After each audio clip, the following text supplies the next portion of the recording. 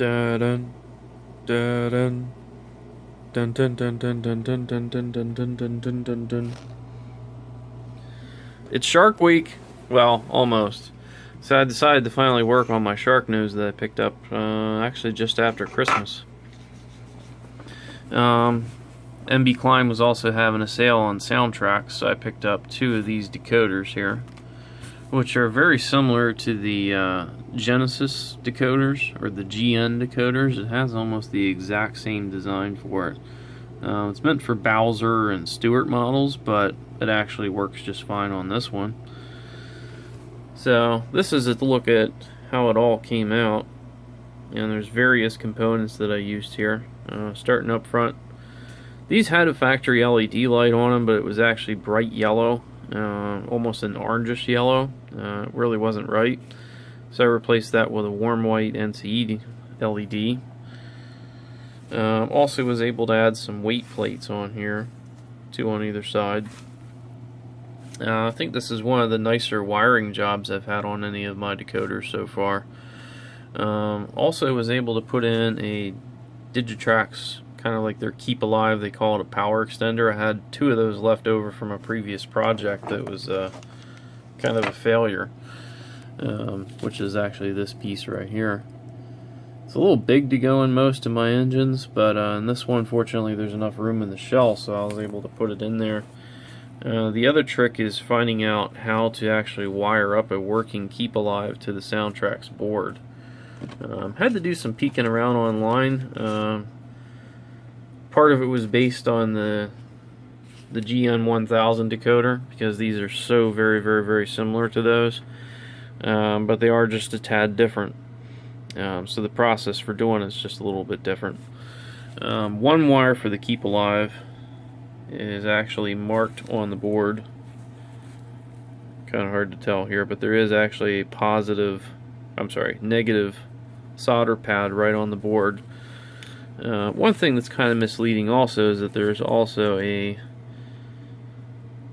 kind of hard to see here, but there is a little plus 14 up here. So, I mean, you can hook here and here, and it will give you Keep Alive, but it's only for the LED lights, and I think also for the sound.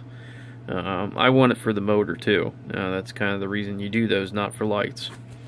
So you can still use the same ground, but actually where you have to tap in for your positive connection is on the inside here, and it's the second one down. Not the top one, second one down, and on this side, not the other side. So you wire your positive for the Keep Alive right here, and then to the solder pad here, which is actually in the middle. There's a little symbol here, but it's actually here. This is where the solder pad is for the ground. Can't really see it on this one. You can see where the negative wire is here, but the other one's actually up underneath here. And lastly, for the speaker, originally I was actually going to give this 28mm mega bass speaker a try. Had it wired up, tested it out, really wasn't impressed with it. So I figured I had some of these TCS speakers, which I actually picked up today for some intermountains I'm going to be adding sound to.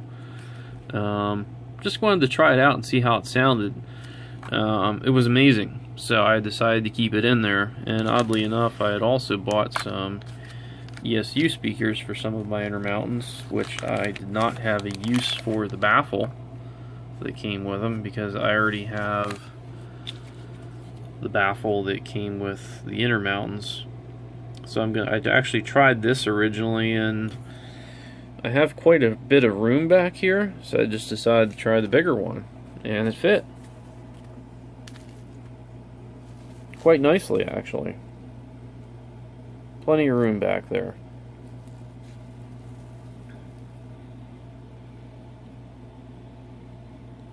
So a lot of different components, it actually came together pretty well.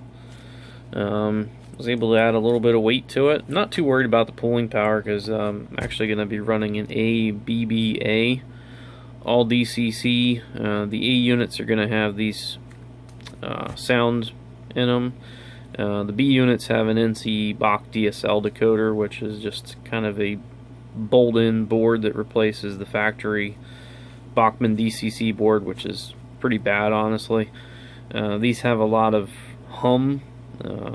They don't run particularly well, and they need a lot of throttle in order to actually start going on the factory Bachmann board. But with these Tsunami decoders in there, very, very quiet operation, smooth. I did have a little bit of trouble because my track is not perfect, and the Tsunami seemed to act up a little bit, so the Keep Alive actually seemed to help that. So runs really, really smooth, and we'll go to a run by video right now.